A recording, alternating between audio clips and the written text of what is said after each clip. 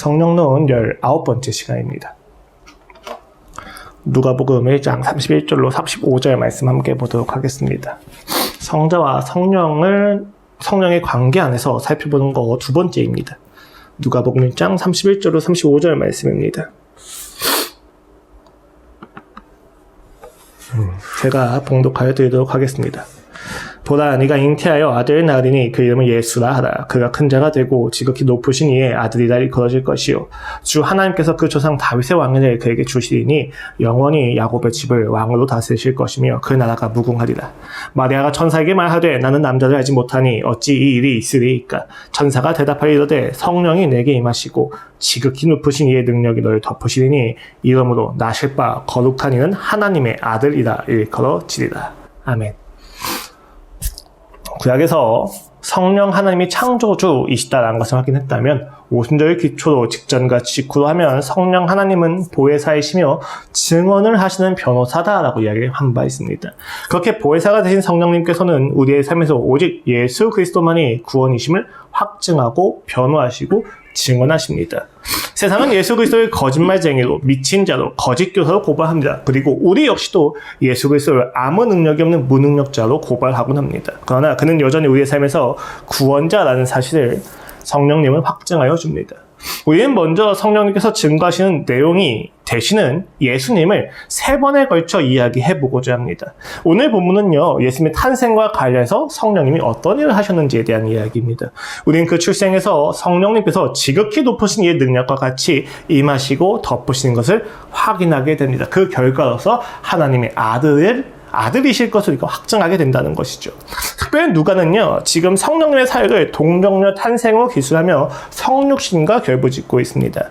구약의 표현인 임한다라고 하는 표현을 활용하여 구약의 성령님이 사역하신 연속성을 가져오고 있고, 또 반복해서 성령님의 사역을 집중해주고 있다는 것을 우리가 확인할 수가 있습니다. 특별히 그 능력이 그녀를 덮는다는 표현은 하나님의 영광이 나타날 때를 상기시키면서 성령님의 재창조 사역 역시도 상기되어진다는 것을 확인할 수가 있죠.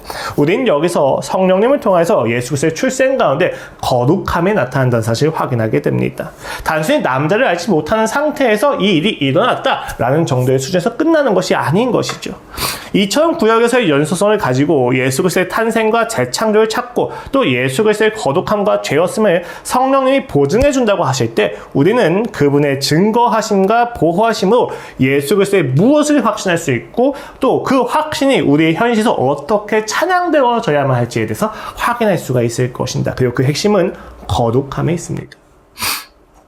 누가복음은 그 시작부터 예수 그리스도의 탄생을 밝히는 것에 주력하고 있죠. 특별히 예수님께만 집중하지 않고 신내 요한이라고 하는 탄생과 선지자의 탄생과 결부시켜서 구약과 연속되는 동시에 대조되는 예수 그리스도의 의미를 확실하게 보여주고 있습니다.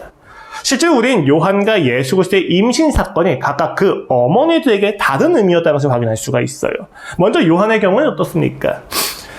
예루살렘 그 도성의 중심에 위치한 성전에서 엘리사벳이 요한을 잉태합니다. 놀라운 축복이었어요. 왜요?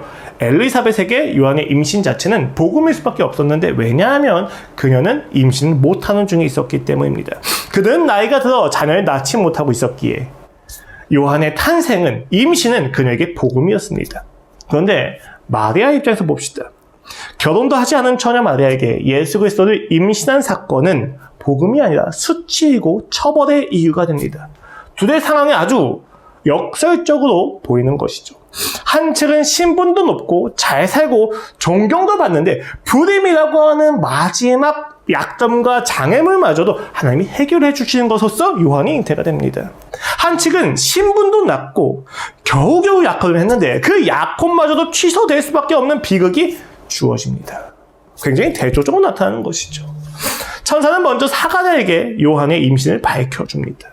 그때 엘리사벳의 남편인 사가랴의 반응이 무엇입니까?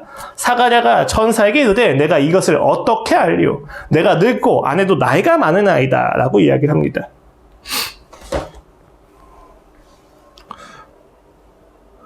불신이죠. 그는 천사에게 표적을 구합니다. 믿을 근거를 요청하는 것이죠. 이에 천사는 그의 불신에 출산되는 날까지 사가랴가 말을 못하게 만들기까지 합니다. 그런데 마리아는 어떻습니까? 천사가 와서 그 임신 사실을 밝히자 그녀는 이렇게 이야기합니다. 마리아가 천사에게 말하되 나는 남자를 알지 못하니 어찌 이 일이 있으리까 하고, 표적이 아니라 설명을 구한다고 하는 점에서 우리는 마리아가 좀 다르다는 것을 알 수가 있게 되는 것이죠. 그리고 천사는 마리아의 입을 막거나 하지 않고 그 성령으로서 이것이 가능하다는 사실을 하나하나 설명해주고 있습니다. 천사가 대답하기를 성령이 내게 임하시고 지극히 높으신 이의 능력이 너를 덮으시리니 이러므로 나실 바 거룩한 이는 하나님의 아들이라 일컬어지리라. 이것은요, 단순히 마리아가 탁월하다, 믿음이 좋다라는 이야기가 아닙니다. 우리는 여기서 섣부르게 마리아의 믿음을 배웁시다 라고 이야기하면 안 됩니다. 희생을 각오하는 결연한 자세와 정신으로 신앙생활을 해야 한다라고 이야기할 수 없습니다. 이 본문이 가지고 있는 초점은 사가랴와 마리아를 비교하면서 율법의 한계와 그 한계를 넘어선 복음의 진리와 복음의 정수를 보여주는 것이 집중적인 내용이기 때문입니다. 이러한 대조는 율법과 복음이 상충된다라는 이야기가 아니에요. 율법의 안에서 모든 것이 잘 되는 이라고 할지라도 복음 자체일 수 없다는 사실. 그 율법의 모든 축복을 받은 자들이라 할지라도 그 복음에 미치지 못하는 사실을 분명하게 보여주는 것이죠. 아무것도 없고 저주 직전이고 어떤 누구도 이해할 수 없는 상황에 놓여진 그 한 여인, 그 어린 한 여인의 순종과 고백 가운데서 우리가 알 수 있는 것은 마리아의 따라가자가 아니라 복음은 무언가 다르구나 라는 사실입니다. 이러한 맥락에서 우리는 구약의 연속성을 지닌 채 복음의 탁월한 대안으로 나타나신 예수 그리스도의 탄생에 성령이 무엇을 하셨는지, 어떤 의미가 있는지 확인할 수가 있는 것이죠. 핵심은 35절 말씀입니다. 천사가 대답하여 성령이 너에게 임하시고 지극히 높으신 이의 능력이 너를 덮으시니 이러므로 나실 바에 거룩한 이는 하나님의 아들이라 일컬어지리라. 우린 두 가지의 문장을 확인할 수가 있어요. 첫 번째는요, 성령님이 마리아에게 임하신다. 둘째는 지극히 높으신 이의 능력이 마리아를 덮는다라는 것입니다. 같은 내용처럼 보이죠? 실제로 같은 내용이 다른 문장으로 표현되고 있는 것인데 이 같은 내용이 둘 다 어떠한 내용에 대해서 중요한 것이냐? 구약을 이어간다는 점에서 중요하다는 것을 우리가 알 수가 있습니다. 우리는 여기서 좀 당황스러울 수도 있어요. 여러분, 지금 마리아는 어떤 상황을 마주하고 있습니까? 사회적인 매장, 파혼, 돌팔매제에 당할 수밖에 없는 상황을, 공포를, 두려움을 견뎌야만 하는 현실입니다. 그런데 성령님이 임하셨어요. 거룩한 지극히 높으신 이의 능력이 덮었습니다. 그 결과가 무엇입니까? 모든 것이 해결된다는 얘기가 없어요. 모든 것이 탄탄대로라고 될 거라고 이야기하지 않습니다. 무엇을 이야기할 뿐입니까? 네가 낳을 사람이 거룩한 이니 그가 하나님이 아니라 일컬어지리라 라고 애꿎은 내용만 확인시켜주고 있는 것이죠. 굉장히 당황스러웠을 것입니다. 그러나 이러한 성령님의 역사하심은 구약을 이어간다고 하는 점에서 매우 중요합니다. 여기 덮으신다고 하는 표현은요, 신약에서 한 5회 정도밖에 쓰이지 않은 표현이에요. 하나님의 영광을 뜻하는 구름이 제자를 덮을 때나 그 신적 임재에 나타날 때 사용되어지고 있는데, 구약에서도 해당하는 단어는 주로 회막에 하나님의 영광이 덮어지는 상황에서 나타납니다. 출애굽기 40장 35절이 가장 대표적일 거예요. 모세가 회막에 들어갈 수 없었으니 이는 구름이 회막 위에 덮이고 여호와의 영광의 선막에 충만함이었으며. 우리는 여기서 누가가 마리아의 배나 그녀의 태를 새로운 성막이자 지성소로 묘사하고 있다는 사실을 확인할 수가 있습니다. 구약의 성막이 완성될 때 하나님의 영광을 담은 그 구름이 성막을 덮었듯이 예수 그리스도가 임신하신 것은 태중에부터 성육시된 이 시점부터 마리아의 태에는 하나님의 임재와 능력과 영광이 임했다는 것입니다. 이스라엘을 떠났었던 그 하나님의 영광이 지금 이곳에 있다는 것이죠. 가장 비천한 여인의, 이제 곧 죽음을 앞두고 있는 여인의 태중의 말입니다.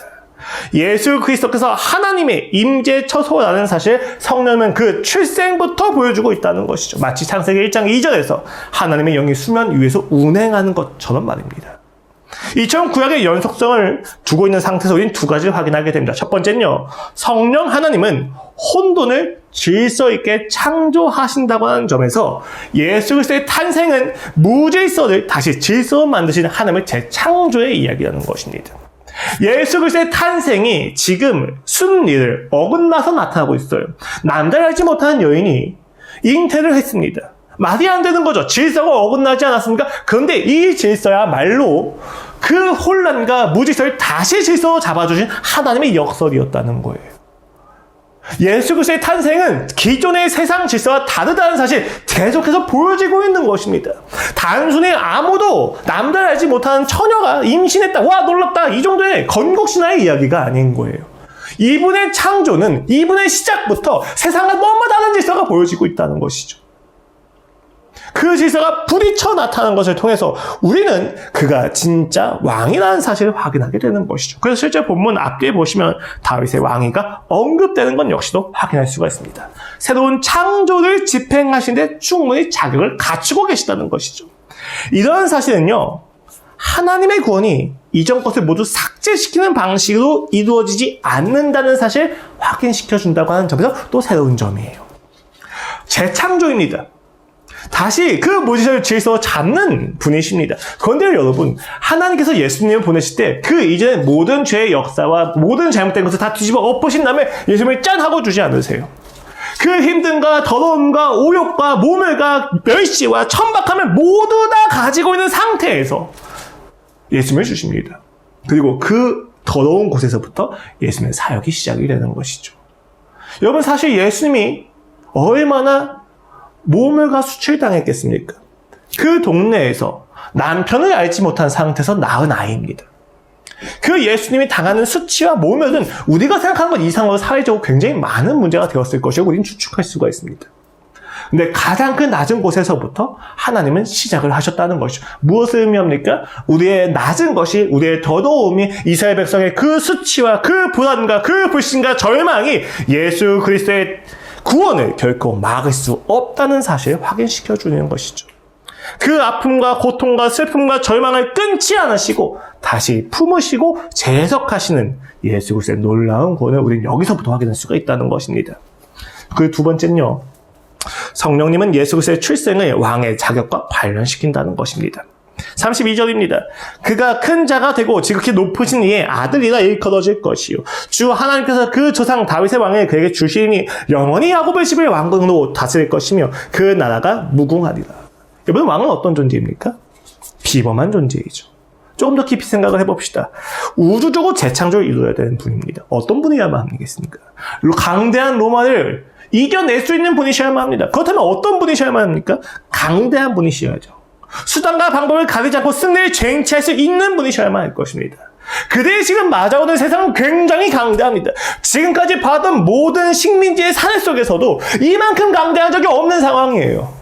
그런 상황 속에서 이 모든 상황을 뒤집어 엎고 유대인들을 구원하실 분이 있다면 그는 굉장히 비범하셔야 하며 그는 굉장히 능력이 출중하셔야만 하지 않겠습니까?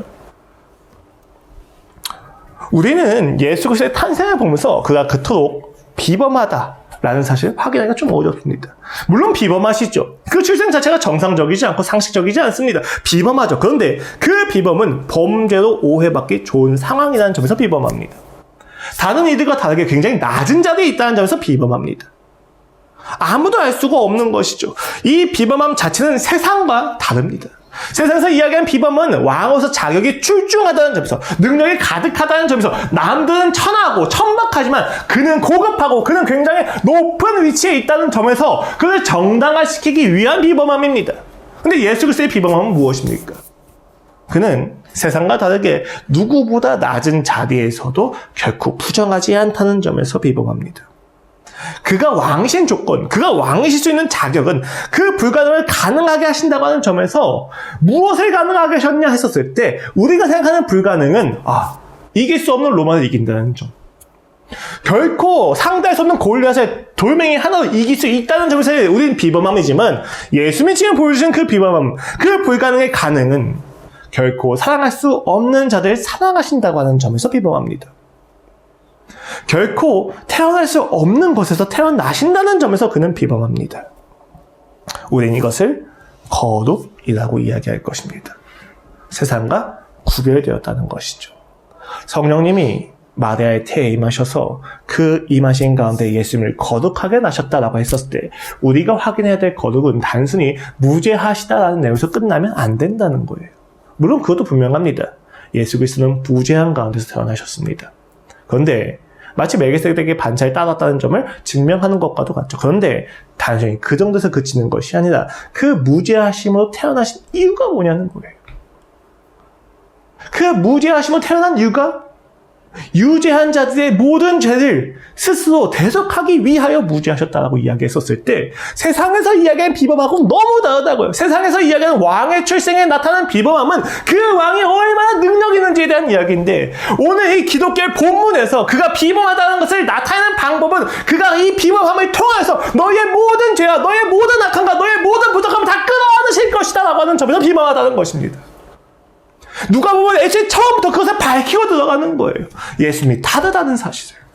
너희가 생각하는 영웅이 아니라는 사실을. 우리는 이 사실이 너무 당연하게 여겨질지도 모르겠습니다. 성령님은 무죄하신 하나님이신 예수 그리스도를 성육신시켜서 인간의 몸을 출생하신 분이시죠. 우리는 이 성육신의 교리가 너무 당연하죠. 여기서 그는 그를 무죄한 아들이라는 사실을 나타내는 역할로서 충분히 역사하고 계십니다. 그런데 왜 이게 그토록 중요합니까? 우린 그 결말을 알고 있기 때문이에요. 그 무죄함을 통해서 그는 십자가에 지지 않으십니까? 그러한 점에서 그의 무죄하신 탄생 자체가 다르게 해석이 되어지는 것이죠. 가장 승리하신 이가, 가장 영광 받으실 이가, 가장 전능하신 이가, 가장 오르신 이가 사랑 하나 때문에 모든 것을 포기하시고 죽음을 선택하신다는 것. 결코 인간과 같지 않으신 분이 연약한 인간의 육체를 선택하셨다는 사실이 우리에게 담겨진 거룩입니다. 불가능을 가능하게 하신 것이죠. 가장 낮은 자를 위하여 가장 높으신 이가 목숨을 버린다는 것입니다. 우리에게 필요한 구원을 주기 위하여. 성령님은 예수 그리스도의 출생에 그가 사실 무죄하시며 하나님이라는 사실을 확인시켜주는 것을 통해서 우리에게 또 다른 메시지를 던집니다. 무엇입니까? 예수 그리스도는 우리가 생각하는 질서와 다르다는 거예요. 우리가 이 세상에서 추구하는 질서와 너무 다르신 분이라는 겁니다. 세상의 자연적인 생명 출생의 방법이 아니었죠. 그에게 아버지는 요셉이 아니었습니다. 히브리서는 이렇게 이야기합니다. 레위 지파나 육신의 혈통을 따르지 않는 하늘로 오신 영원한 대제사장이라고 이야기하죠. 아론의 족보를 따르지 않고 멜기세덱의 반차를 따랐다고 이야기합니다. 이런 표현들이 다 무엇을 이야기합니까? 예수님은 세상의 질서, 세상의 거룩과 다른 거룩을 가지고 계시다는 이야기를 끊임없이 반복해서 이야기하는 것이죠. 그리고 그것에 대한 강조가 이 예수님 너무 대단하지 잘 믿어라. 이 예수님이 얼마나 출중한 능력을 가지신지 아느냐가 아니라 이렇게 높으신 이가, 이렇게 거룩하신 이가 너희를 위하여 죽었다는 사실로 계속해서 지배하게 된다는 거예요. 그가 나를 위하여 내 죄를 대속하기 위해 죽음을 선택하셨다는 사실, 성경 전체에서 그 시작부터 강조가 되고 있다는 것입니다. 이건 되게 중요한 이야기입니다, 여러분. 세상의 질서로 구원을 주면 결국 세상밖에 임하지 않습니다. 일본이 우리를 식민지로 지배하고 있는 상황에서 중국이 우리를 구원해줬습니다. 그러면 중국에서 일본에서 중국 달라졌을 뿐인 거죠. 유대인들이 로마를 제패하고 다시 올라가면 또 다른 로마가 생겼을 뿐인 것이죠. 오늘 세계에서 그것을 똑같이 확인하게 됩니다. 대제국을 이룬 순간들을 다 보십시오. 로마, 영국, 미국, 무엇이 다릅니까? 세계의 경찰 역할을 자처하지만 그들이 가지고 있는 것은 똑같이 이해득실이고 세상의 질서일 뿐입니다. 우린 그러한 질서의 구원을 원하지 않습니다. 그 1%가 달라지는 구원을 원하지 않습니다. 1%와 99%의 그 구도 자체가 파괴되고 뒤집어 엎어지는, 모든 이가 예수 그리스도 앞에서 동일한 자가 되어지는 그 놀라운 구원을 원하는 것이죠. 차별받는 자가 차별하는 자가 되는 구원은 아니다. 차별 자체가 차이로서 인정되어지는 구원을 원하는 것이지 않습니까? 예수님이 그런 구원을 주러 오셨다는 것입니다. 이것이 성육신에 담겨진 굉장히 놀라운 비밀 중에 하나입니다. 하나님께서 인간의 몸을 입어 오셨다는 것은 그리스 로마 신화에서는 이해할 수 없는 내용이에요. 반복해서 말씀을 드리지만 그리스 로마 신화에서는 포세이돈이나 아레스나 이런 이들은 인간이 되었다는 것은 처벌의 의미입니다. 제우스에게 대들었다가 형벌을 당하는 것이죠. 자의적이지 않고 타의적이며 강압적이며 폭력적이며 비천합니다. 그러나 예수 그리스도의 성육신은 어떻습니까? 자처합니다. 자발적입니다. 그리고 희생적이고 그 안에서 순결함과 고결함이 있습니다. 세상이 보여주는 고결함이 아닙니다. 감히 손을 못 대는 거룩함이 아니라 누구든지 손을 대면 깨끗해지는 거룩함이 그에게 있다는 것입니다. 예수 그리스도의 출생을 거룩하게 이루시고 마침내 그가 하나님의 아들이라고 일컬어지게 만드실 분이 바로 성령님이라는 사실을 오늘은 우리가 확인하게 되는 것이죠. 무엇을 말합니까? 예수 그리스도의 구원은 세상과 다른 질서구나 하는 사실을 누가 납득시키시고 누가 설득시키시고 누가 확인시켜 주십니까? 성령님이 확인시켜 주신다는 겁니다. 여러분, 우리는요, 이 세상에 속해 있기 때문에 어쩔 수 없이 구원을 생각할 때 세상적으로 생각할 수밖에 없습니다. 이것이 악하다는 내용이 아니에요. 너무 자연스러운 이야기예요. 저 역시도 그렇습니다. 제가 항상 고결한 척 하면서 이야기를 하지만 저 역시 제가 원하는 구원과 제가 생각하는 구원은 항상 제가 잘나지는 것이고 제가 높게 인정을 받는 것이고 제가 조금 더 명예로워지는 것입니다. 세상적이죠. 그러나 성경에 성령님이 오실 때마다 우리에게 확인시켜 주시는 구원은 그 명예가 없다 할지라도, 내가 조금 내 죄가 드러난다 할지라도 괜찮은 구원입니다. 우리 저희 주석 형제하고 자주 이야기했던 건데 가끔 그런 이야기 해요. 이렇게 이야기하다 보면 논쟁을 이렇게 좀 격화가 되고 난 결코 잘못하지 않았다고 하는 스탠스가 나오게 됩니다. 그러면 오히려 이럴 때는 주석 형제와 더 이야기할 때 주석 형제가 저를 인정해주지 않죠, 오히려. 어떻게 보면은. 근데 그런 이야기가 돼 있어요. 오히려 제가 어떤 부분을 인정을 하고 내가 잘못한 거에 대해서 솔직하게 이야기를 하면 그때 오히려 관계가 좋아지고 진짜 인정이 넘쳐오게 됩니다. 되게 재밌지 않습니까? 부족함을 이야기했는데 왜 그게 인정을 받을 수 있죠? 저의 못남과 저의 약점이지 않습니까? 근데 우리는 이미 다른 질서 안에 들어가 있는 거예요. 우리가 확인하고자 하는 인정과 우리가 확인하고자 하는 명예는 제가 생각하는 명예는요, 틀리지 않는다는 것. 나는 고결하다는 것. 나는 완벽하다는 것에 있어요. 근데 성령님이 우리에게 주신 고결함과 거룩함은 무엇입니까? 명예는 무엇입니까? 틀린 것을 인정할 줄 아는 것. 나약하다는 것을 수용하는 것. 나 역시 다르지 않다는 것을 하나님 앞에서 나 역시 똑같이 몸부림치는 사람이라는 사실 알려줄 때 도리어 명예롭게 된다는 것이죠. 우스운 겁니다. 웃긴 겁니다. 이해할 수 없는 것이죠. 그런데 거기에 진짜 구원이 있다는 것입니다. 세상의 방식이 아니라 하나님의 방식 가운데 우리가 확인할 수 있는 구원이 있다는 것이죠. 우리는 지금껏 예수 그리스도의 탄생에 엮여진 기적적인 성령의 능력에 집중해 왔을지도 모르겠습니다. 그러나 본문은 그 놀라운 탄생의 역사 속에 담겨진 거룩함에 집중합니다. 구별된 것이죠. 율법의 한계가 드러나는 상황에서 예수 그리스도의 탄생 이야기, 그 탄생 이야기에 담겨진 거룩함, 그 모든 죄와 죄의 실패를 모두 끌어안고 신실하심으로 이루고자 하시는 하나님의 놀라운 신실하심, 가장 낮은 것과 비천한 것을 결코 넘어서지 않고 간과하지 않으시는 그분의 출생, 그 자체로 우리에게 거룩하게 다가옵니다. 구별되었다는 것이죠. 이때 거룩함은 죄가 없다, 기적적이다, 아니요. 이 죄 많은 세상을 포기하지 않고 구원을 이루시기 위해서 자기의 독생자까지 보내신 사랑이 세상과 구별된다는 것입니다. 더러움을 피해야만 지켜주는 거룩이 아닙니다. 그 더러움마저 끌어안고 정결하게 만드는 거룩인 것이죠. 여러분, 혈루증 여인에 대한 에피소드를 다 기억하십니까? 제가 종종 그런 이야기를 해요. 예수님의 거룩은 더러운 걸 피하지 않는 거룩이시다. 바리새인은 피해서 거룩해지만 예수님은 그 더러운 것을 손대시면서 그것들을 거룩하게 만들어주신다고. 근데 혈루증 여인의 에피소드를 보시면요, 더 놀라운 이야기가 있죠. 부정한 자들이 그 옷장을 만져도 거룩해집니다. 일방적이지 않게 하는 예수 그리스도께서는 우리가 와서 초대하셔서 우리가 만질 때에도, 우리가 그에게 나아갈 때도 그 거룩함을 주십니다. 놀라운 이야기라고 생각했어요. 제가 지금까지 이해하지 못했던 패턴이었습니다. 왜 이 사실을 이제 알았을까? 우리가 우리의 비천함과 부정함과 죄에도 불구하고 예수 그리스도께 나아갈 때, 그때에도 거룩함이 주어집니다. 세상은 포기하거든요. 내 부정함이 더 드러나게 된다면, 내 연약함이 더 드러나게 된다면, 나는 더 이상 예수님 믿지 않겠다고 하는 아집과 옹졸함이 우리 안에 가득합니다. 근데 신앙을 보면요, 그 옹졸함에도 불구하고 내가 주님께 나아갔을 때 멸시하지 않으시고 그것을 거룩하게 바꿔주신 능력이 있습니다. 내가 당신의 식탁에서 떨어지는 그 빵 부스럭이라도 내게 허락하시옵소서 하고 이야기했었을 때, 예수님은 끝까지 그녀를 이방인의 개와 같이 여기지 않으시고 그녀를 믿음이 있다 칭찬하시며 거룩함을 허락하십니다. 그녀가 얼마나 죄를 안 지었겠습니까? 그녀가 도덕적으로 고결하기 때문입니까? 아니요. 그 모든 수치에도 불구하고 하나님께 나아가는 그 태도와 자세 속에 하나님의 은혜가 있기 때문입니다. 신앙생활을 하다 보면 죄에 반복해서 넘어지다 보면 예수님께 나가기가 싫을 때가 많아요. 기도하고 싶지 않습니다. 말씀을 보고 싶지 않아요.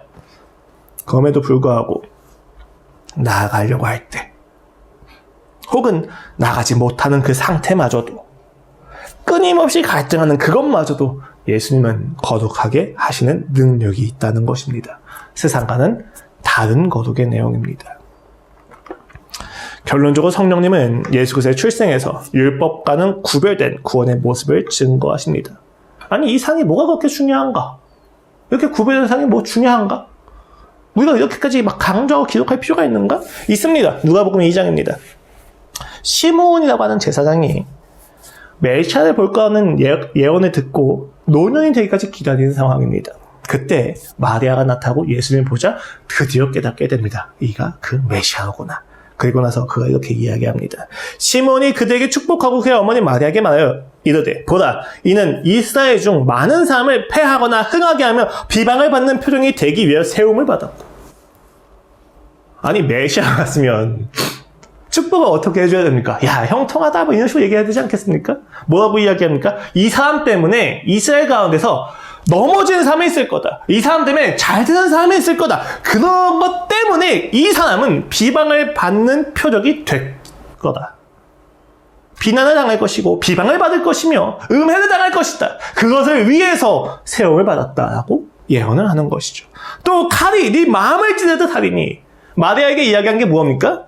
메시아가 평안하다가 아니에요. 메시아라서 비방을 당할 거거든. 그래서 마리아 네 마음은 평생 괴로울 거야 라고 이야기하는 거예요. 칼같이 칼이 네 마음을 찌를 것 같다. 그렇게 될 거다라고 이야기하는 거죠. 왜요? 이는 여러 사람의 마음의 생각을 드러내려 함이라 하더라.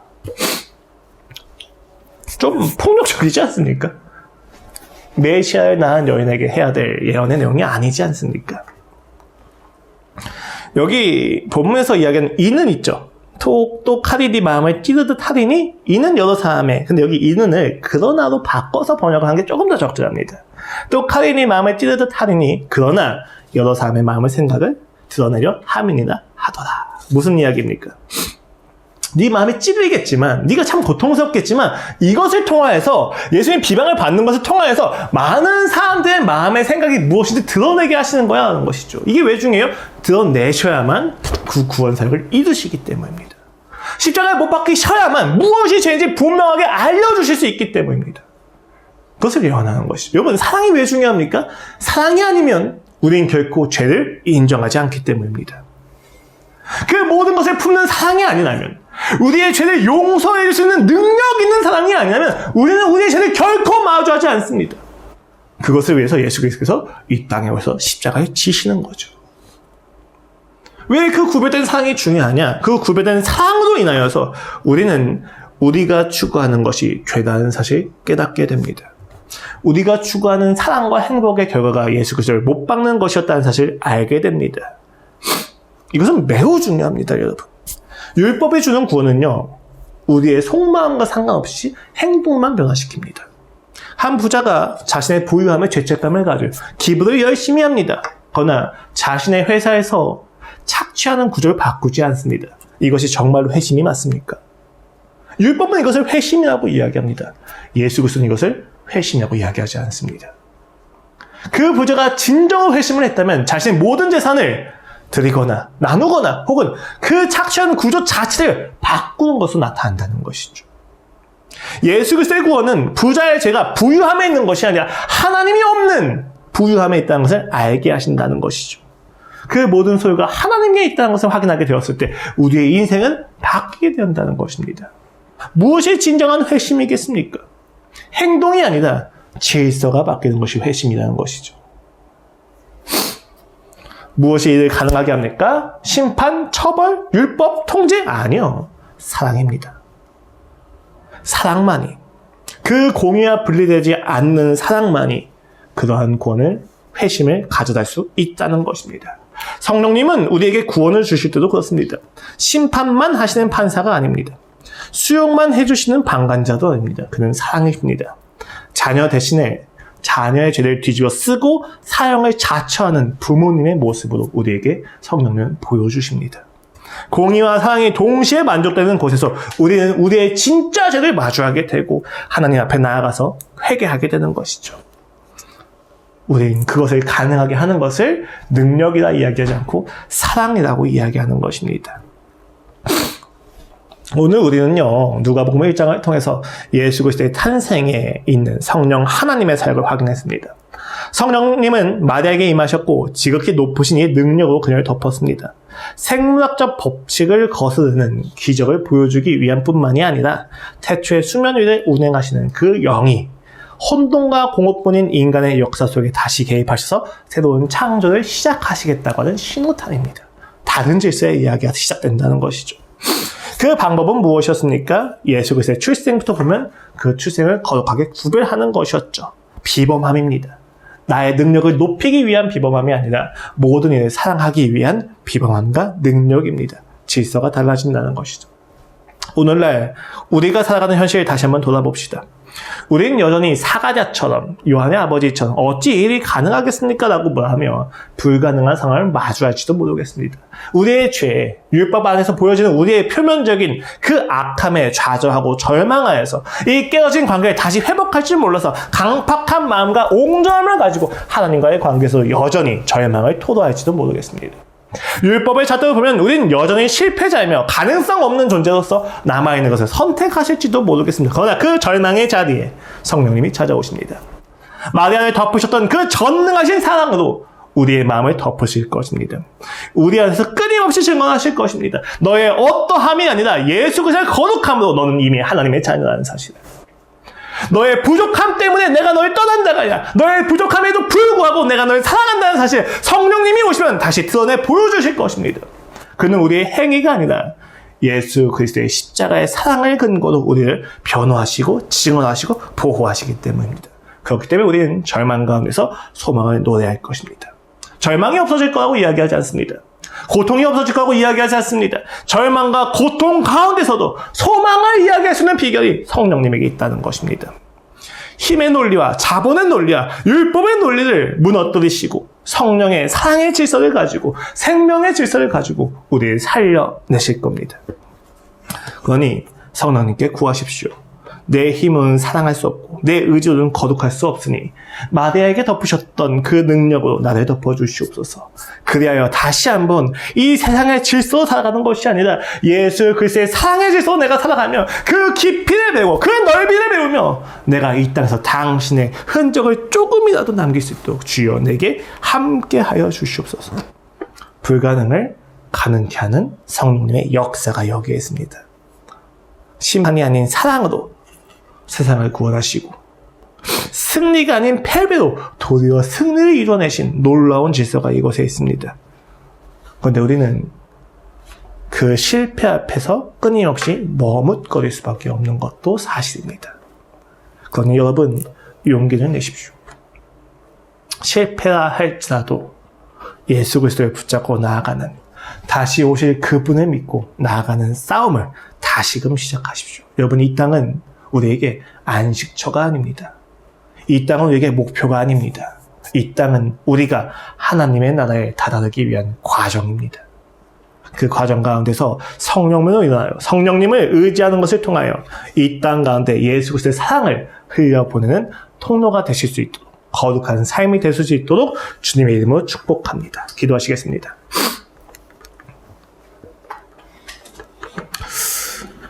하나님 아버지 감사합니다. 참으로 어렵습니다. 말은 쉬운데 말만 쉽습니다. 나의 틀림을 인정한다는 사실 머리로는 알고 있는데 실제 상황이 되면 너무 버겁습니다.